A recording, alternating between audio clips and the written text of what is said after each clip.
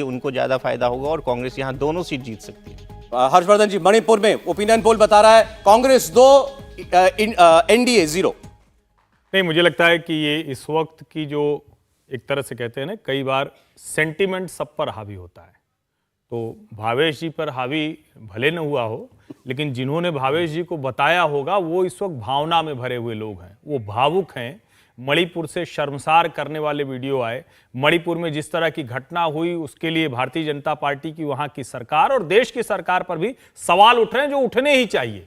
लेकिन जब आप कहते हैं कि मणिपुर की 2 लोकसभा सीटें हैं, उसका चुनाव होगा तो किसको वोट जाएगा?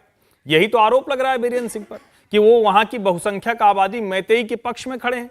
यही तो आरोप लग रहा है कि वहां जो अफीम की खेती है उसको पूरी तरह से डिस्ट्रॉय करके 18,000 एकड़ जमीन को, जहां पॉपी कल्टीवेशन होता था, वहां पर उन्होंने क्या कर दिया? वो लैंड बना दिया, फॉरेस्ट लैंड हो गई।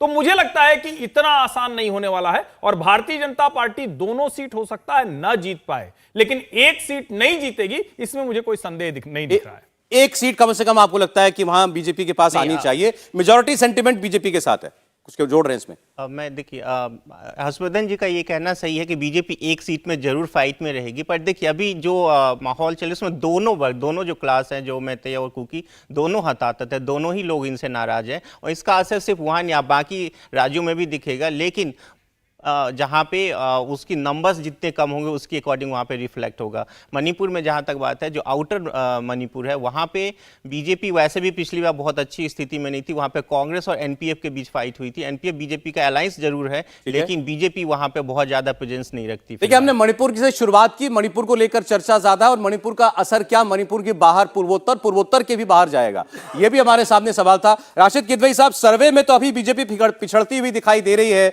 यानी कहीं ना कहीं मणिपुर को लेकर जो माहौल बना है और विपक्ष जिसको और आगे बढ़ाना चाहता है, मणिपुर खास में तो उसका असर दिख रहा है। जी सौरभ, देखिए मैं अपने मित्र हर्षवर्धन त्रिपाठी जी से इस तरीके से सहमत हूं कि सीटें जिसकी भी आई, हो सकता है ऐन मुमकिन हो कि वो दोनों सदस्य जो है वो एनडीए में चले जाएं। मेजॉरिटी देखिए, आप पूर्वोत्तर की राजनीति देखें तो असम और त्रिपुरा को छोड़ के भाजपा का कहीं पर भी व्यापक जन आधार नहीं है, लेकिन सरकारें हैं। मैं पिछले चुनाव में था, मेघालय में मैंने देखा भाजपा की उतनी ही सीटें आई जितनी पिछली बार थी, यानी 2 से 5 के बीच में, और पूरा का पूरा बहुमत मिल गया। जिसके खिलाफ लड़े वो भी उनके साथ हो गया। तो ये पूरी वहां की राजनीतिक स्थिति जो है बड़ी अजीब है और दिलचस्प है। इसीलिए मैं कह रहा हूं कि भाजपा के लिए अपने बूते पे अगर वो बहुमत देश से, मतलब रेस्ट ऑफ इंडिया से लाती है, तो मणिपुर वाले भी हो सकता है खिसक जाए। लेकिन अगर सामान्य चुनाव होता है बीजेपी की, अगर जैसे मैंने कहा 220 सीटें देश भर में आती हैं, तो ये सब लोग कोई नहीं मतलब खिसकेंगे और एक वैकल्पिक सरकार बनने की संभावना बहुत ज्यादा होगी। देखिए, मणिपुर के अलावा उत्तर पूर्व में आसाम को आप जोड़ लीजिए तो 25 लोकसभा सीटें आती हैं और बीजेपी ने ये नॉर्थ ईस्ट रीजन भी पूरी तरीके से स्वीप किया था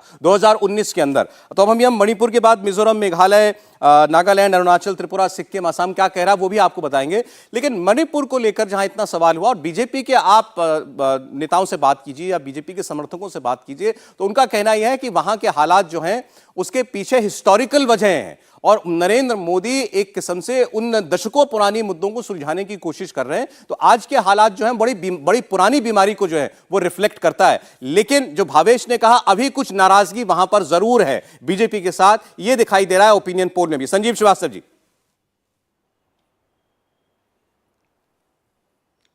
देखिए, नरेंद्र मोदी जी हिस्टोरिकल मुद्दों को सुलझाने की कोशिश कर रहे हैं। लेगेसी इश्यूज हैं नॉर्थ ईस्ट में, मणिपुर में, हम सबको मालूम है लेगेसी इश्यूज हैं। पूरे नॉर्थ ईस्ट में अलग अलग जगह अलग अलग मुद्दे हैं, बट इस मणिपुर का जो रियल प्रॉब्लम इस समय आ रहा है वो, जैसे थोड़ी देर पहले प्रदीप जी ने कहा था कि परसेप्शन का बड़ा भारी इशू होता है।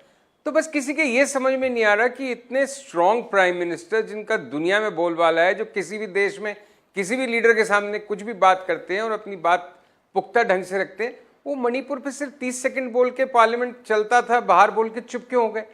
क्यों नहीं एक फोर्थराइट तरीके से, एक खुले तरीके से, जिस तरह से एक देश के नेता को, देश के प्रधानमंत्री को सामने आना चाहिए, दिल की बात रखनी चाहिए, वो जो एक हिचकिचाहट दिख रही है कि कोई भी कारण हो, मैं उनको कैसे रीड करूं, बट वो परसेप्शन की लड़ाई बीजेपी हार रही है। अगर कल को नागालैंड में कुछ होता है, मणिपुर में कुछ हुआ है, तो देखिए हर जगह के रीजंस हिस्टोरिक होते हैं, लेकिन आप उनको उस समय कैसे एड्रेस करते हैं और आपके पब्लिक एक पॉस्चरिंग क्या रहती है, वो दोनों में बीजेपी और प्राइम मिनिस्टर इस समय कमजोर नजर आ रहे हैं, वो डिसाइसिव नहीं नजर आ रहे। क्या कहेंगे इस पर समीर साहब? मणिपुर को लेकर जो माहौल बना उसमें बीजेपी पिछड़ती नजर आ रही है, ये संजीव जी का कहना है। देखिए मैं आपको 2014 के पहले ले जाना चाहता हूं। आप देखिए 2014 के पहले भारतीय जनता पार्टी की वहां पर क्या स्थिति थी, बहुत वीक थी Bharatiya Janata party north east के सारे स्टेट के अंदर। लेकिन 2014 में जब केंद्र में सरकार बनी, अमित शाह अध्यक्ष बने, उसके बाद प्रधानमंत्री नरेंद्र मोदी और अमित शाह ने लगातार नॉर्थ ईस्ट के सभी राज्यों का दौरा किया। प्रधानमंत्री तो 9 साल में 40 बार से ज्यादा नॉर्थ ईस्ट होकर आ गए। तो मुझे लग रहा है उसके बाद उन्होंने नॉर्थ ईस्ट का गठन किया और उसमें हेमंता विश्व शर्मा को उसका